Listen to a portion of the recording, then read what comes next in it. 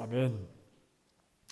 사랑의 주님, 오늘 이 아침 새벽 미명에 또한 우리를 흔들어 깨우시며 주님의 전전을 사모하게 하시며 또한 주님 앞에 은혜를 구할 수 있도록 인도해 주시니 참으로 감사드립니다. 우리의 영혼이 온전히 주님 안에 있나이다. 주의 거룩한 영이 또한 우리 안에 충만히 임재하사 우리의 삶을 온통 당신의 것으로 채워주시고 우리의 왕이신 우리 주님께서 우리의 삶의 능력이 되어주시고 지혜가 되어주시며 방패가 되어주시고 승리의 깃발이 되어주시는 우리 주님을 인하여 찬양합니다. 이 아침에도 하나님께서 우리에게 귀한 생명의 말씀을 주옵소서. 그 말씀으로 우리를 점점 주의 영광의 그 형상으로 변화시켜 주옵소서. 우리의 삶을 능력 있게 하시고 우리의 삶을 통하여 하나님께 영광 돌리는 삶을 살도록 축복해 주옵소서. 예수 그리스도 이름으로 간절히 기도드리옵나이다. 아멘.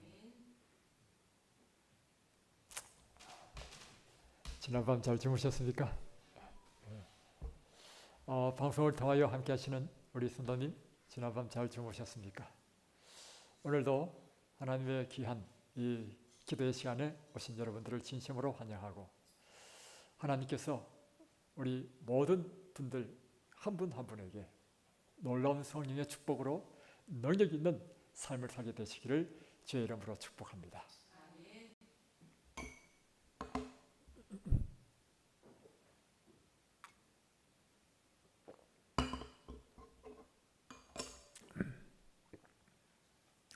오늘은 데이 11 우리 믿음의 참다운 표현, 계속해서 하나님을 앙망하는 것에 대한 내용입니다. 하나님을 앙망하는 것과 우리 믿음의 참다운 표현은 어떤 관계가 있는가 보겠습니다. 하나님을 앙망하는 같은 원칙이 유혹과 죄와의 우리의 투쟁에도 적용된다. 우리는 우리 생애의 이 부분들의 성취를 위하여 예수께 100% 의존되어 있다. 하나님을 앙망하는 일은 우리가 사탄에게 승리하는 주요 요인이다.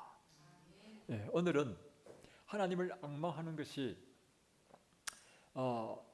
죄와 유혹의 투쟁에서 승리하는 비결이라는 사실, 이 관점으로 한번 보겠습니다. 근데 하나님을 앙망하는 원칙이 있는데 하나님을 앙망하는 원칙은 무엇인가? 다시 변하면 모든 것을 전적으로 그분 앞에 드리고 우리가 굴복하고 그분을 의지하고 그분 안에 쉬는 것입니다. 그래서 우리가 전적으로 그분 앞에 굴복하고 그분께 우리 자신을 드릴 때 그분께서 우리 안에 들어오셔서 우리를 대신하여 일하신다는 것입니다. 그러므로 믿음의 삶은 우리가 일하는 것이 아니고 내 대신 하나님께서 일하시는 것이고, 믿음의 삶이란 분투하고 노력하는 삶이 아니라 그분 안에서 쉬는 삶이라고 하는 것입니다. 자, 예수님은 성령의 침례를 통하여 그리스도인 안에 사신다. 예수님께서 어떻게 우리 안에 사신다고요? 성령의 침례를 통하여 우리 안에 사신다는 것입니다. 우리가 성령의 충만을 받아야 되는 이유는 성령의 충만함과 함께 예수님께서 우리 안에 임하신다는 거예요. 그래서 예수님을 영접하라 이렇게 하잖아요. 근데 예수님은 우리가 눈에 보이지 않잖아요. 예수님은 하늘의 지성소에서 우리를 위하여 중보하고 계시잖아요. 어떻게 예수님을 영접하는가? 성령이 우리의 또 다른 보혜사로 주어졌기 때문에 성령을 받을 때 그 성령과 함께 예수님께서 우리 안에 임하신다는 것입니다. 왜냐하면 성령은 예수님의 대리자이기 때문에. 그러므로 우리는 예수께서 우리 안에 사시기 때문에 예수님의 모든 미덕, 곧 그분의 사랑과 기쁨과 화평과 믿음과 인내와 정결한 생각들 등등을 우리 안에 가지게 된다는 것입니다. 그러므로 우리가 유혹을 받을 때 우리는 유혹으로부터의 구원을 위하여 단순히 예수님만을 바라보아야 하는 것입니다. 자, 이 원리는 이런 원리입니다. 우리가 성령의 침례를 구하는 이유는 무엇인가 하면 이 성령의 침례를 통해서 예수님께서 우리 안에 임하신다는 것입니다. 그래서 우리 안에 들어오신 예수님께서 우리 안에서 당신의 삶을 사신다는 거예요. 그래서 예수님의 그 사랑, 예수님의 그 기쁨, 예수님의 그 화평, 예수님의 믿음, 예수님의 그 인내, 예수님의 그 모든 정결한 생각들이 누구의 것이 되는 거예요? 우리의 것이 되는 것입니다. 예. 그래서 이제 우리가 유혹을 받을 때 그때도 우리를 이 유혹으로부터 승리하시는 분은 내 안에 계신 예수님께서 그 유혹을 승리하게 하시고 하는 게, 우리는 단순히 해야 될 일은 뭐냐면 그 예수님을 끊임없이 바라보는 것이라. 히브리서 12장 1절로 2절에 모든 무거운 것과 얼매기 쉬운 죄를 벗어버리고 인내로서 우리 앞에 당한 경주를 경주하며 믿음의 주요 또 온전케 하신 이인 예수를 바라보자. 그러니까 여기서 나오는 모든 무거운 것, 얼매기 쉬운 죄, 이것이 뭐냐면 오늘 주제인 우리가 죄의 유혹을 받고 이런 유혹에서 벗어나는, 또는 얼매기 쉬운 죄, 쉽게 우리가 자주 넘어졌던 죄, 이런 것에서부터 벗어버리는 비결, 이것은 오직 믿음의 주요 우리를 온전케 하신 이인 예수를 바라보는 것, 그분을 앙망하는 것이라고 하는 것입니다. 지난 세대에 잘 알려진 그리스도인 저자 앤드류 머리는 그리스도인 생애에서 실망을 맛보는 사람들에 관하여 다음과 같이 썼습니다.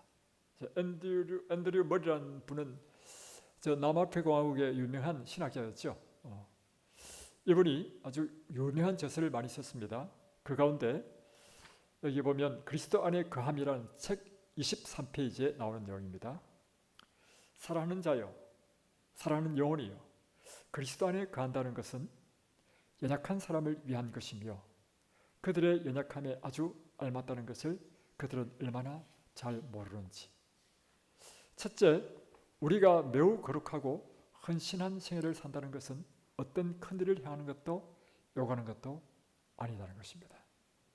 그것은 단순히 그 자체를 지켜주시도록 전능자에게 맡기는 것이며 불성실한 사람이 참되고 신뢰할 수 있는 분께 자신을 맡겨버리는 것입니다. 그러니까 우리가 거룩하고 헌신된 생애를 사는 것이 어떤 것인가? 그것은 우리가 어떤 큰 희생을 요하고 이런 것이 아니라, 어떤 위대한 어떤 업적을 행하고 이런 것이 아니라, 그것은 아주 단순한 것인데 우리는 전적으로 우리의 전능자이신 하나님께 우리 자신을 맡기는 것이라고 하는 것입니다. 그분 안에 산다는 것은 그분의 구원을 즐기기 위한 조건으로서 우리가 해야 하는 어떤 일이 아니라 우리를 위하여 우리 안에서 그리고 우리를 통하여 그분께서 모든 것을 하시도록 동의하는 것이다. 그러니까 우리가 예수님 안에 산다 하는 그 의미는 우리가 무엇을 해야 되는 것이 아니라 우리는 우리를 위하여 우리 안에서 우리를 통하여 예수님께서 일하시도록 우리가 허락하는 것이다. 자, 이 내용을 실제적으로 우리의 삶에서 여러분 실천되어야 되는 것입니다. 자, 그것은 우리를 위하여 그분께서 모든 것을 해주시는 사역이며 그분의 구속하는 사랑의 열매와 능력이다. 우리의 역할은 단순히 그분께서 종사하시는 일에 굴복하고 신뢰하며 앙망하는 것이다. 그래서 믿음으로 산다는 것은 전적으로 예수님께서 하시는 그 사역을 우리 안에서 일하시도록 우리 자신이 전체로 우리 자신을 주님 앞에 맡기는 것입니다. 그러면 예수님께서 우리 마음에 거룩한 마음을 주시고 또 아이디어를 주시고 그 문제를 위해서 기도하면 하나님께서 우리에게 너는 이렇게 하면 좋겠다 하는 아이디어를 주셔요. 그러면 그 예수님께 주신 생각대로 우리가 순종해 나가는데 행동은 내가 하지만 그 일은 누가 하는 것이라고요? 내 안에 계신 예수님께서 나를 통하여 일하시는 것이라고요. 이렇게 일할 때는요, 우리가 엄청난 일을 하지만 이 일이 힘들지가 않아요. 그런데 내가 내 꾀로, 내 생각으로, 내 열심으로 일을 할 때는 똑같은 일을 하는데 예수님께서 하시는 것이 아니라 내가 하는 일이 되는 거예요. 그래서 이게 믿음으로 하는 일과 행함으로 하는 일이 딱 다릅니다. 근데 외적으로 보면 잘 분간이 안 돼. 근데 차이 나는 게 있어요. 무엇인가 하면 예수님께서 하는 일, 예수님께서 내 안에서 하셔야 하는 일은요, 그 일을 하면서 가만히 표정 보면 그 사람에서 마음속에서 일어나는 즐거움이 있고 기쁨이 있어요. 그리고 아무리 헌신한다 하더라도 그것이 힘들어하지 않아. 그리고 그 업적을 놀라운 일을 행했다 하더라도 함께 기뻐하기는 하지만 그것을 뭐 자기 공로로 내세우지도 않아. 그리고 그 일을 안 됐다 하더라도 일이 내가 한 일이 아니고 예수님께서 하신 일이기 때문에 실망하거나 좌절하지도 않아. 그래 이것이 내가 하게 되면 요란해 일하는 것이. 그리고 잘 되면 막 온통 야단법석이야.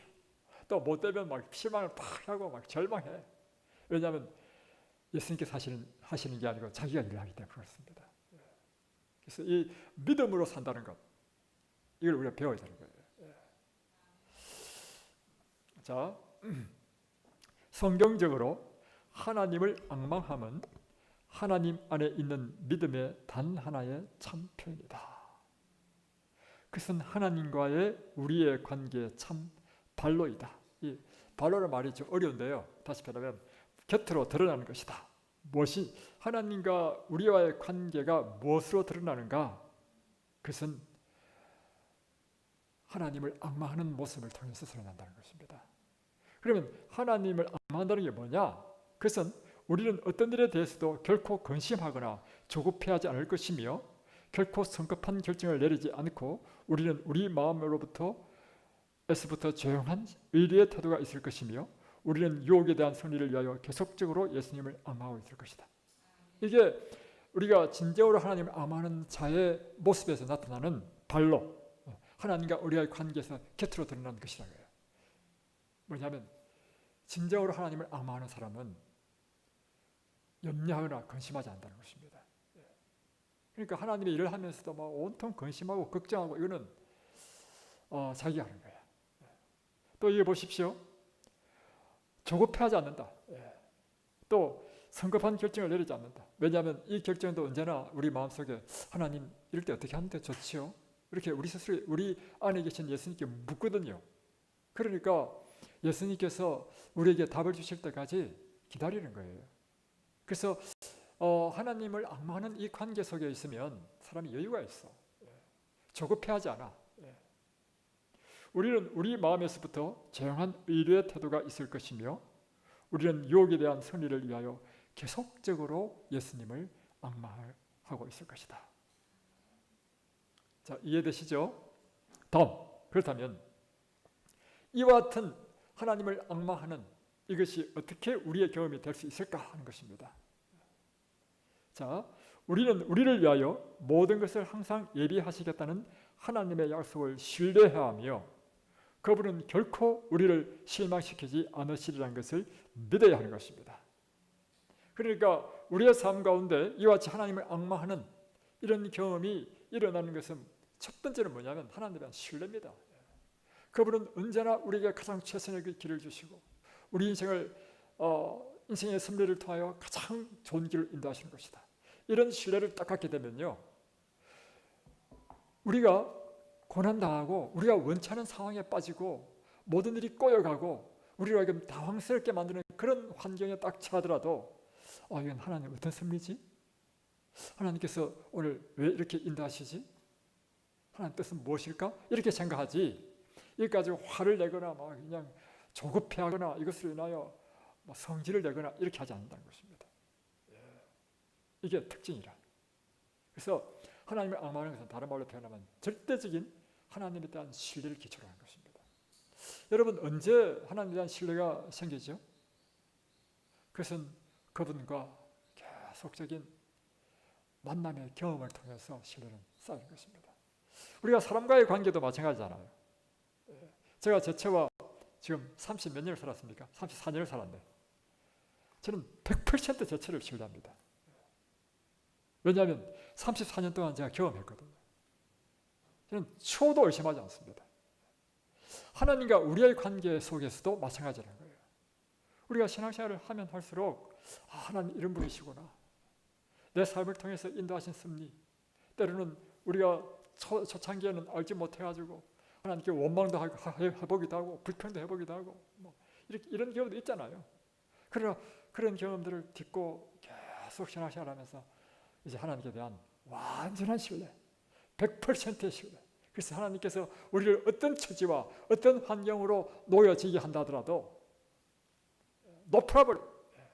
오히려 이곳에서 하나님의 놀라운 하나님의 목적이 있다는 것을 깨닫고 하나님의 그 공부를 배우고자 하는 마음으로 오히려 우리의 마음이 준비가 딱 된다는 거예요. 그래서 여러분, 신앙은요 경험하는 것입니다. 신앙은 머리로 하는 것이 아니고요, 하나님의 말씀을 내 삶으로 실천하고 그 실천을 통해서 내 삶 가운데 일어나는 하나님의 역사를 경험하는 것입니다. 예, 그렇죠. 그런 결코 우리를 실망시키지 않으리라는 것을 믿어야 한다. 믿어야 한다는 이게 믿어야 한다가 아니라요, 이렇게 믿겨집니다. 결코 그분을 우리를 실망시키지 않으시는 분. 그래서 시편 62편 5절로 7절에 보면 다윗의 시가 나오죠. 다윗의 시는 너무 감동입니다. 제가 저녁 예배 드릴 때마다 시편을 계속 우리 제 어머니와 함께 한 장씩 이렇게 예배를 드리는데 저는 다윗이 그냥 매료됐습니다. 다윗 아주 매력적인 사람이에요. 그의 시편을 통해서 그의 인생의 굴곡의 그 삶 가운데서 하나님을 얼마나 열망하고 붙잡는지. 자, 이게 시편 62편 5절로 7절에 보면 이렇게 되어 있습니다. 나의 영혼아 잠잠히 여호와만 하나님만 바라라. 여기서 하나님만 바라라 하는 것이 바로 뭐냐면 하나님만 앙망하라 하는 뜻입니다. 대저 나의 소망이 저로 쫓아나는도다. 오직 저만 나의 반석이시오 나의 구원이시오 나의 산성이시니 내가 요동치 아니하리로다. 나의 구원과 영광이 하나님께 있으며 내 힘의 반석과 피난처도 하나님께 있도다. 이 말씀은요, 다윗이 13년 동안 그 사울에게 쫓겨다니면서 그 광야, 유대 광야를 배회하면서 처음적으로 하나님을 만난 그 경험에서 나오는 그 감정이에요. 그 결과 내 영혼아 잠잠히 하나님만 바라라. 그는 오직 나의 반석이시오 나의 구원이시오 나의 산성이시오 나의 방패시오 나의 구원의 뿌리시로다. 그러므로 내가 결코 요동치 아니하리로다.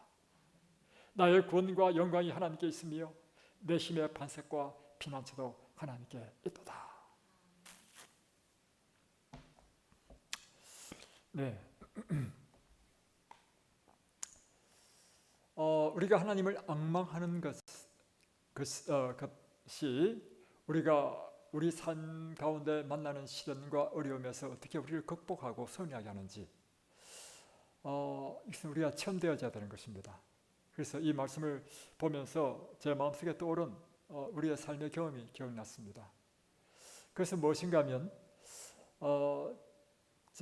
제가 결혼을 하자마자 저는 그 유교정신적인 성균관대학교를 다녔기 때문에 유교에 대한 정신이 꽉 차 있어가지고 부모를 잘 숨겨야 된다, 봉양해 이런 게 저기 꽉 차 있었어요. 그래서 이제 제가 또 장남이기 때문에 함께 살아야 된다, 부모님을 모시고 함께 살아야 된다, 함께 살았단 말이에요. 그런데요, 우리 어머님이 상상할 수 없는 사단의 영에 사로잡혀가지고 저를 괴롭히기 시작했습니다. 제가 없을 때죠. 내가 그 모습을 못 봤으니까. 저를 무릎 꿇어. 또 저는 또 순종형이라 또 늘 교회에서 무릎 꿇는 그런 기도할 때 늘 했기 때문에. 그때부터 1시간이고 2시간이고 막 욕설을 퍼붓습니다. 이 나쁜 년아, 이 못된 년아, 이 악질 년아. 네, 그래서 아니 왜 어머니가 왜 그때 그렇게 하셨을까 생각해봤어요. 해보니까 제 어머니가 20살 때 저를 낳아가지고 제가 27살 때 결혼했으니까 며느리를 본 때가 47이야. 지금 제가 47이면 완전히 처녀. 그런데 또 우리 어머님이 사실은 옛날에 다 그런 건 아니지만 우리 어머니는 하여튼 초등학교밖에 안 나오신 분이시기 때문에 배우지도 못하시고, 그래서 이 사고가 합리적이지 못하죠.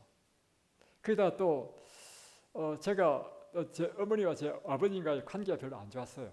그러니까 어머님이 늘 부부싸움 하는 걸 하셨고, 그러니까 어머니가 그 애정을 누구한테 줬냐면 이 아들한테 막 왕창 애정을 준 거예요. 또 이제 저는 또 착해가지고 날마다 하루의 삶이 끝나면 집에 와가지고 우리 어머니에게 막 기쁨조였어요. 기쁨조. 하루의 삶이 일어난 이야기를 재밌게 이야기했어. 그러니까 우리 어머니의 날마다의 희망은 뭐냐면 아들이 집에 오는 일이야. 집에 오면 약이 되는 일이었어. 그러다가 이제 결혼을 딱 하니까 모든 사랑과 애정이 누구한테 갔냐면 아내한테 갔단 말이에요. 이거를 우리 어머니가 견딜 수 없는 거예요. 보니까 이유는 딱 그 하나였어. 그래가지고 그 속에서 일어나는 그 시기심, 질투심으로 막 분노가 폭발해가지고 이 나쁜 년, 악질년 하는데 우리 저체가 가만히 하는 거야. 내가 왜 나쁜 년이지? 악질년이지? 아무리 해도 이해가 안 되는 거야. 결혼하면 죄밖에 없어. 사실 보통 사람 같았으면요, 당장 그냥 박차고 가버리죠. 근데 제가 모태 교인으로서 어릴 때부터 신앙 안에 살았고 한 번도 부모님이 부부싸움하는 걸 못 봤고 그러다가 막 문화적인 충격이었죠. 그런데 그럴 때 제가 마음속으로 기도했습니다. 예수님, 기도한 거예요. 예수님, 혹시 제 속에 정말로 우리 어머님이 말씀하시는 것처럼 악질적인 것이 있으면 예수님 보혈로 용서해 주세요. 이 나쁜 년 하면 예수님, 혹시 제가 알지 못하는 내 속에 나쁜 것이 있으면 제 보혈로 용서해 주세요. 막 계속 욕을 퍼부을 때 계속 그렇게 기도를 하니까 마음속에 화가 안 나더라고요. 나중에 우리 어머니가 나중에 막 1시간, 2시간 하다 보니까 자기 분노에 막 이게 몸이 뒤틀리는 거예요. 그러니까 제가 우리 어머니 주문을 드리면서 어머니 왜 그렇게 마음이 불안하세요? 무엇이 그렇게 불편하세요? 그러니까 우리 어머니가 갑자기 정신을 차리고는 얘야, 내가 왜 너에게 그렇게 하는지 모르겠다.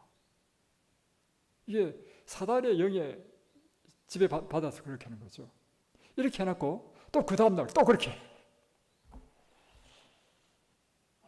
그리고 나서는 우리 어머니 하신 이야기가 이렇게 하겠습니다. 얘야, 너 나중에 내 늙으면 복수하지 마라. 제가 이제 딱 판단해보고 도저히 안 되겠다 해서 그렇게 해서 우리가 저 천안까지 이제 이사 간 거예요. 멀리 이사를 가야 아예 이 환경으로부터 이제 격리시키는. 그래서 저체 정신 건강을 위해서 한 3년 동안 천안에서 우리가 살았습니다. 저체가 참 정신적인 충격이 컸죠. 그렇게 하지만 사실은 충격 받는 거죠. 그러나 결국에는 우리 어머님이 예수를 믿고 지금은 완전히 다른 사람이 되었어요. 사단이 일하는 방법은 이것입니다. 사람을 통해서 모함하고 비난하고 험담하고 막 억울한 죄를 뒤집어 씌우는 것입니다. 그럴 때 우리가 하나님을 앙망한다는 게 무엇인가 하면 그 순간에도 우리가 오직 여호와만 앙망하는 것, 이것이 바로 그것인 거예요. 자신의 죄가 크면 클수록 그걸 가리기 위해서 죄를 다른 사람에게 뒤집어 씌우는 사람도 있습니다. 그래서 비난하고. 이것에 대항해서는 안 되는 것입니다. 이것에 내 억울함을 막 밝히기 위해서 이렇게 해서도 안 되고, 그때 잠잠히 여호와만 바라는 것입니다. 이것이 죄의 유혹에서 승리하는 방법입니다. 근데 어떻게 이렇게 할 수 있는가? 딱 유일한 비결은 이것입니다. 예수님께서 내 안에 계셔야만 이것이 가능하지요. 어떻게 내 힘으로, 우리도 다 감정이 있고 격정이 있는 사람인데 그렇게 하면 제일 먼저 딱 떠오르는 것이 내 기분이 상하고 격정이 일어나고 막 화가 나는 것이 인지상정인데 어떻게 이런 일이 가능하냐는 거죠. 유일한 방법은 예수님께서 내 안에 계실 때만 가능한 것입니다. 예수님께서 내 안에 계셔서 그러니까 우리가 참 중요한 것인데요. 예수님께서 내 안에 계시고 내가 예수님 안에 계시면 나에 대한 모든 비난의 화살은 누구한테 먼저 꽂히느냐면 내가 예수님 안에 있기 때문에 예수님 안에 예수님이 다 맞으셔. 그리고 내 마음속에서는 예수님께서 당신의 평안하고 온유하고 사랑의 마음으로 우리를 그것이 결코 휩싸이지 않게 하신다는 것입니다. 여러분도 이 사단의 맹렬한 공격을 받을 때 바로 하나님을 앙망하는 것, 이걸 훈련하셔야 됩니다. 그래서 신앙은요, 여러분, 이론으로 하는 것이 아니고 우리의 삶 가운데서 계속해서 반복해서 경험되어지는 것입니다. 그래서 오늘도 왜 우리가 성령의 침례를 받아야 되는가? 성령의 침례를 받을 때만 그 예수님의 마음이 우리의 마음이 되는 거예요. 그래서 그분의 이게 나오잖아요. 이게 예수님의 사랑과 기쁨과 화평과 믿음과 인내와 그 정결한 모든 것들이 우리의 것이 되어서 우리가 그런 마음을 품게 되고 또 우리를 통해서 예수님께서 사시는 것처럼 사는 삶이 된다는 것이죠. 예수님을 만나려고 다시 55피 돌아갑니다. 세 번째 줄. 예수님을 만나려고 준비하는 사람들은 하나님을 앙망하는 방법을 배울 것입니다. 나는 주님께서 이 헌신의 공부를 마지막 세대를 준비시키는 데 사용하시기를 기도하며 그 앙망함은 그리스도의 재림을 위하여 준비되는 데 요구될 것이니 이는 재림 직전 하나님의 백성은 그들이 지금까지 직면하였던 가장 어려운 때, 곧 환난 혹은 시련의 때로 들어갈 것이기 때문입니다. 그러니까 하나님을 앙망하는 이것이 특별히 그리스도의 재림을 준비하는 우리에게 가장 절실하게 필요되는데 그것은 마지막 예수님 재림 직전에 우리는 맹렬한 환난 속에 가게 될 것이라는 거예요. 우리를 막 불화살 같은 맹렬한 비난과 막 거짓 고소로 우리를 고소하고 우리로 하여금 사단의 그 같은 정신으로 이 충동질을 일으켜서 우리로 하여금 화를 내게 만들도록 그렇게 할 것이라는 것입니다. 그럴 때 이 잠잠히 여호와를 바라며 하나님을 앙망하는 이런 것이 훈련되어야만이 우리가 그 환난의 때 예수님처럼 승리할 수 있다는 것입니다. 지상의 역사 중 그때 그들은 매일의 필요와 보호를 위하여 오직 하나님만 바라볼 것이다. 만일 그들이 하나님을 앙망하는 법을 배웠다면 그들은 이 도전의 시간을 위하여 준비될 것이다. 물론 우리의 선의는 확실하다. 그리스도께서 돌아오실 때 사망을 영원히 면하실 것이라. 주 여호와께서 모든 얼굴에서 눈물을 씻기시며 그 백성의 수치를 온 천하에서 제하시리라. 여호와께서 이같이 말씀하셨느니라. 그래서 시편 121편에는 다윗이 이런 유명한 시를 썼잖아요. 내가 산을 향하여 눈을 들리라. 나의 도움이 어디 있을꼬? 나의 도움이 천지를 지으신 여호와께로서이다. 오늘 제 유혹에 언제나 우리는 날마다 직면하고 있죠. 그 억울한 일을 당할 때 사단의 정신으로 맞대응하지 마시고 오직 여호와를 바라고 여호와의 방법으로 하나님의 방법으로 승리하시 되시길 바랍니다. 오늘 기도 제목 보겠습니다. 1번 페이지 56페이지. 그대에게 하나님의 성령의 침례를 베풀어 주시도록 그분께 구하라. 그래서 우리는 이 시간이요, 이 성령의 침례라는 것도요 이렇습니다.